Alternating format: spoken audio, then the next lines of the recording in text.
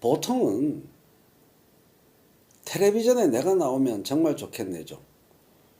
텔레비전, 지금 제가 텔레비에 나와 있죠. 텔레비전에 내가 나오면은 정말 좋겠네, 정말 좋겠네. 예. 그 신문에 이름 석자가 나온다. 혹은 내가 한 일이 신문에 나온다. 어마어마한 일이죠, 보통 사람들한테는. 그러나 20살 무렵부터 신문 기사를, 뉴스를, 공장 뉴스를 만들어내는 사람들이 있습니다. 20대 때부터 다음 날 신문을 만들던 사람들이 있었습니다. 세상에는.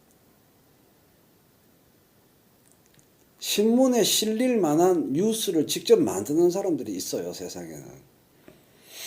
그게 음모가란 뜻입니다. 무슨 얘기일까요? 저는 22살 때 이미 그걸 맛봤어요. 내가 계획하고 내가 준비해서 시위를 하면 그 다음날 석간 사회면에 실린다. 조간에 실린다. 사회면에 한기퉁이를 항상 내가 주도해서 만든다. 그걸 자꾸 하면 중독돼요, 사람이. 중독됩니다. 그 맛이라고 말할 수도 없고 하여간 묘한 게 있어요. 내가 동지들과 준비를 해서 화염병 시위를 신길동에서 하면 곧바로 신문에 나옵니다.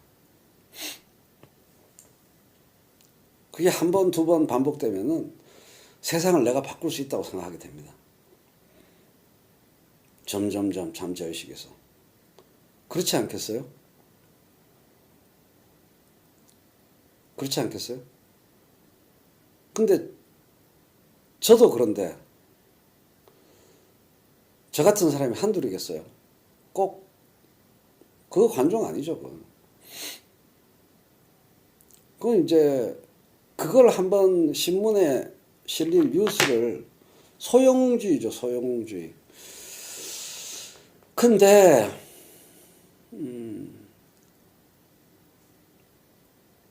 그건 집회 시위에 국한된 얘기고 대기업 M&A 발표도 그런 일에 속하고요. 어느 날 갑자기 무슨 기업과 무슨 기업이 합병 발표 나거나 중대 발표. 그러니까 제가 말씀드리는 거는 아주 작은 예고, 신문에 나오는, 언론에 나오는 너무나 많은 일들이 그 뉴스가 나오기 전에 날밤을 새가면서 작전을 짜고 커뮤니케이션하고 준비를 하고 작당 모의를 한, 좋은 뜻이든 나쁜 뜻이든 다 포함되어 있는 겁니다. 밤에 비밀리에 너무나 바쁘게 움직이는 많은 사람들이 대낮 아침에 발표되는 뉴스를 만든다고 보시면 돼요. 그러니 음모론이 나올 만하죠. 그런 거에 너무 중독되면 자기 성찰과 반성, 이거를 생략하고 계속 그렇게 가면은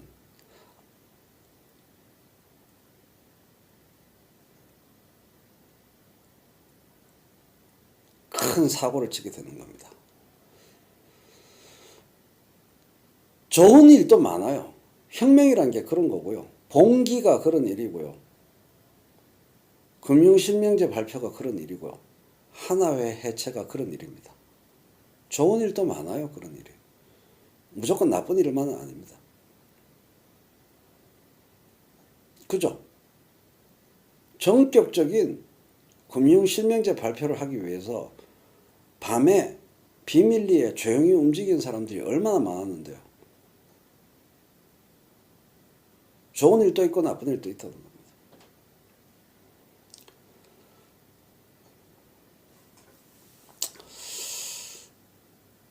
그런 거에 이제 맛을 들인 여러 종류의 세상 사람들이 있는데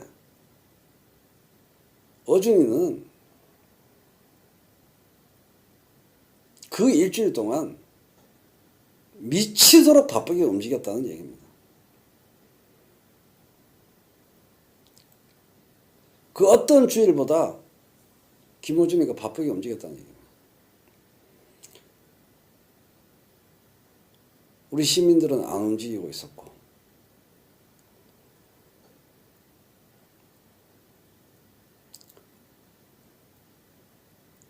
그 일주일 때문에, 일주일의 김어준의 승부에 윤석열은 살아난 겁니다. 그 일주일이 정말 중요했어요. 그 일주일에 우리가 당한 겁니다. 제가 지금 빡쳐서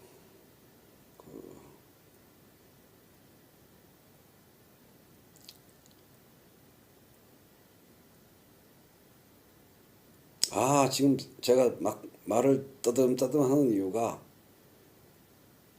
9월 28일부터 10월 3일까지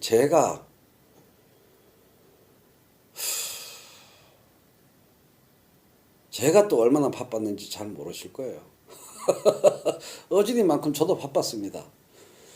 그 일주일 동안 무지하게 바빴어요. 그걸 제대로 가도록 만들기 위해서. 근데 그 일주일 안에 일이 결정되었어야 해요. 사실 그 일주일이 대통령의 시간이었습니다. 역사에 남을 일주일이 될 거예요. 사실 그 다음엔 투쟁 하나 마녀였어요. 사실 서초동에서 했어도, 서초동에서 점점 턱 커져갔으면 모르겠는데, 그 일주일 때 결단을 했어야 됩니다. 두 가지 경로. 그 일주일 때 대통령께서 결단하시거나 그게 점점 한 목소리로 윤석열 사퇴, 윤석열 처벌로 점점 뜨겁게 되거나, 그 두 가지밖에 없었는데 그럴 기미가 안 보이는 겁니다. 예. 대통령님을 제가 만나려고 했었죠.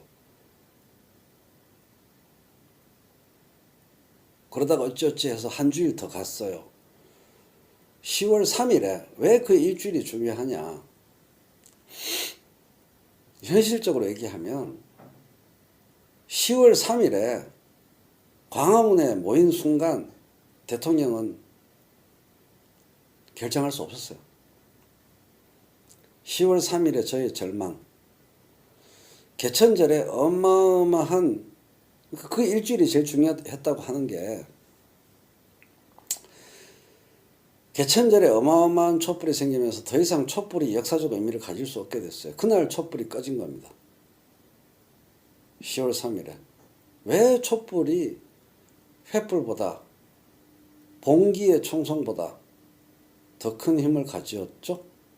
물을 필요도 없고 따질 필요도 없이 전 국민적인 하나된 마음을 표시하기 때문에 촛불이 어마어마하게 위험하고 강력한 거였죠. 근데 촛불이 둘로 갈리는 순간 촛불은 촛불이 아니에요. 그냥 정파투쟁이지. 10월 3일을 보고 저는 이제 사실 포기. 그때 얼마나 괴로웠는지. 그 한 주일 동안 제가 정말 바빴는데,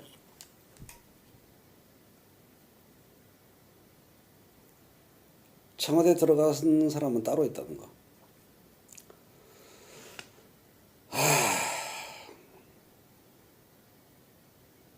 저는 그렇게 추측합니다.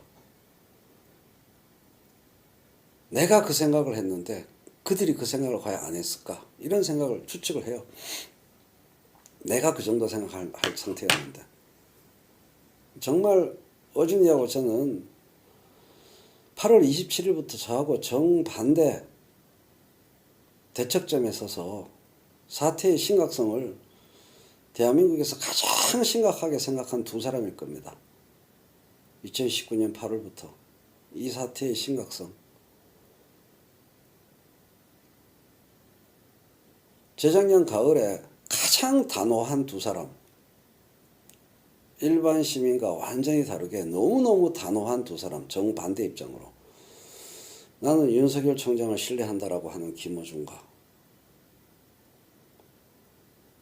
쿠데타다라고 한 최인호와,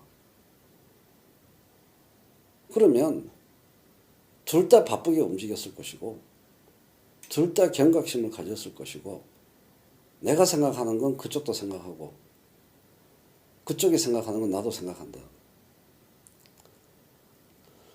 근데 그들은 이미 준비가 더 되어 있었고 쪽수가 더 많고,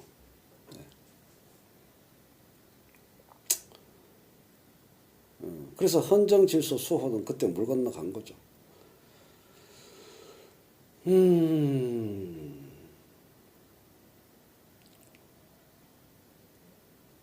근데 문통 책임을 물을 수도 없어요. 역사적으로, 형이상학적으로, 도덕적으로, 정치 철학적으로 문통은 책임을 져야 되지만 현실적인 정치 여건상 문통이 대통령 되는 과정과 전체 권력 구조를 이해하면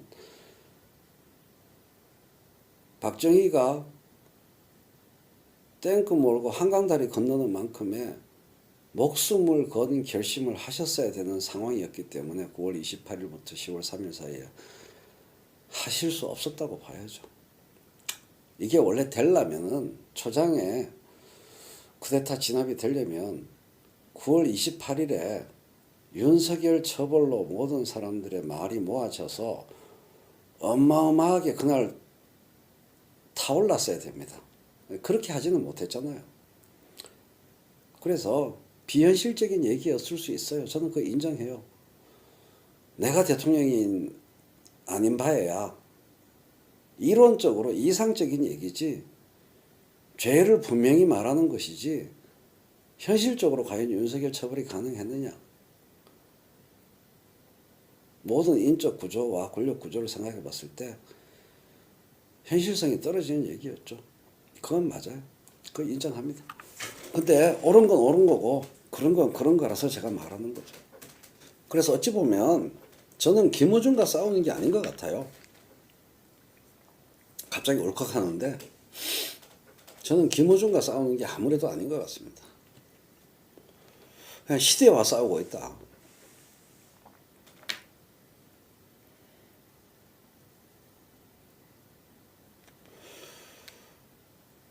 시대와 싸우고 있다는 생각이 들지 김어준이라는 개인과 싸우고 있다는 생각이 안 들어요. 힘든 싸움이죠.